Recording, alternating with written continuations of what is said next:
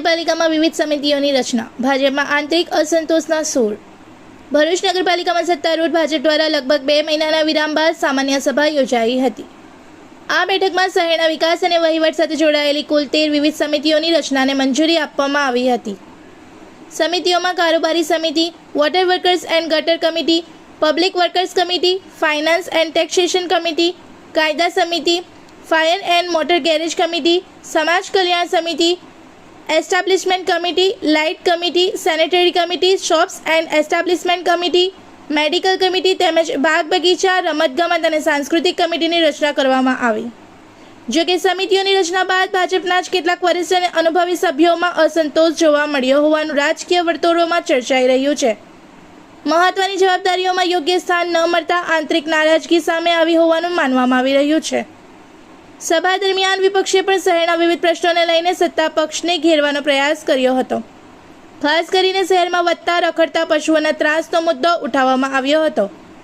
વિપક્ષે જણાવ્યું હતું કે શહેરના અનેક વિસ્તારોમાં લોકો આ સમસ્યાથી સતત પરેશાન થઈ રહ્યા છે અને તાત્કાલિક ઉકેલ લાવવાની માંગ કરી હતી।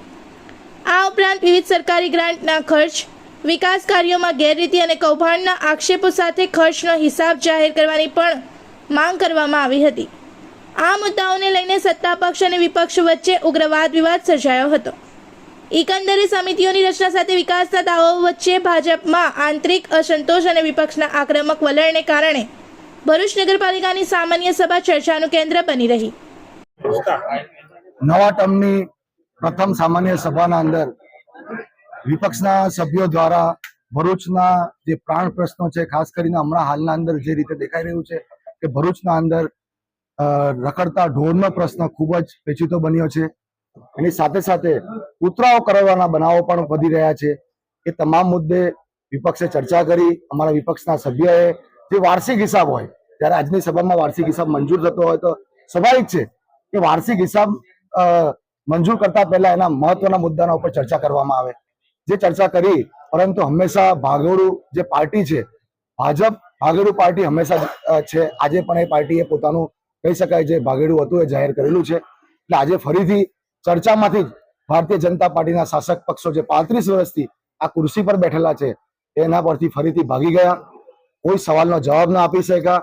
આજે જે શહેરના અંદર દિવાલ પરથી 2 યુવાનોના મૃત્યુ થયા, રખડતા ઢોરના અંદર કહી શકાય કે અકસ્માત થતા એક આશાસ્પદ યુવાનનું મોત થયું, એની સાથે સાથે બાળકોને જે કૂતરા કરડવાના બનાવ બન્યા, એ બધા સવાલો ખૂબ ગંભીર હતા, જે શહેરના હિતમાં હતા। આ સવાલોના ઉપર જ્યારે અમે અમારા પ્રશ્ન પૂછેલા છે ત્યારે જવાબ આપવા પણ હાજર નથી રહ્યા। સાથે સાથે બોર્ડના અંદર ઘણા બધા અગત્યના કામો હતા। હું શહેરની પ્રજાને કહેવા માંગુ છું, આ બોર્ડની સામાન્ય સભા 3 મહિને એકવાર મળતી હોય છે। જ્યારે આપણે આ ભરૂચ શહેરની જનતાએ ભારતીય જનતા પાર્ટીને આ શાસનનો મેન્ડેટ આપેલો હોય, એમને શાસન પર ફરીવાર ચડાવેલા હોય, ત્યારે ભરૂચની શહેરની જનતા જ એમને સવાલ પૂછે કે જ્યારે ભરૂચના પ્રશ્નો માટેની ચર્ચા હોય ત્યારે તમે કેમ ભાગી જાઓ છો? કેમ વિપક્ષના સવાલના જવાબ નથી આપી રહ્યા? વિપક્ષના કોઈ આ ઘરના પ્રશ્ન નથી, હિસાબના પ્રશ્ન, જે સૌથી ગંભીર પ્રશ્ન કહેવાય, ત્રિમાસિક હિસાબ હોય, વાર્ષિક હિસાબ હોય, જેના અંદર અસંખ્ય ગડબડ ગોટાળા હોય છે, એવા પ્રશ્નના જવાબ પણ એ લોકો આપી શકતા ન હતા। આજે ફરીવાર ભાગેડુ જનતા પાર્ટી અહીંથી ભાગી છૂટી છે। અમે આવનારા દિવસોના અંદર આ મુદ્દે પ્રાદેશિક કમિશનરમાં પણ જઈશું, ત્યાં પણ રજૂઆત કરીશું। નમસ્કાર। 17/7/2026 ના રોજ નગરપાલિકાની સામાન્ય સભા મળી હતી। એ સભામાં વિવિધ ચેરમેનોની વરણી કરવામાં આવી છે। દરેક ચેરમેનોને હું અભિનંદન પાઠવું છું।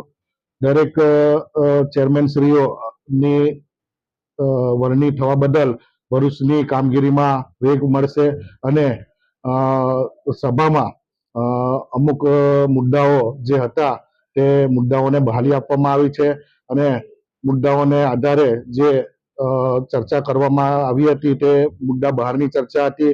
તે નગરપાલિકાનો જે વહીવટ છે પારદર્શક હોવો જરૂરી છે અને નગરપાલિકાના આ પારદર્શક વહીવટને કારણે વિપક્ષના મિત્રો દ્વારા ખોટી પ્રસિદ્ધિ મેળવવા માટે આ ખોટા મુદ્દા ઉઠાવવામાં આવ્યા હતા। તે અમે સર્વાનુમતે સભામાં મુદ્દાઓ મંજૂર કરેલા છે। Thank you. તમામ નગરસેવકોમાં કઈ નારાજગી જોવા મળી છે? ના, નગરસેવકોમાં કોઈ જાતની નારાજગી નથી। એ એક ભારતીય જનતા પાર્ટીનો એક પરિવાર જ છે, એટલે એમાં નારાજગી ના હોય. એ લોકોને જે વાતચીત થઈ અને તે પછી એ લોકોને વાળી લેવામાં આવ્યા છે.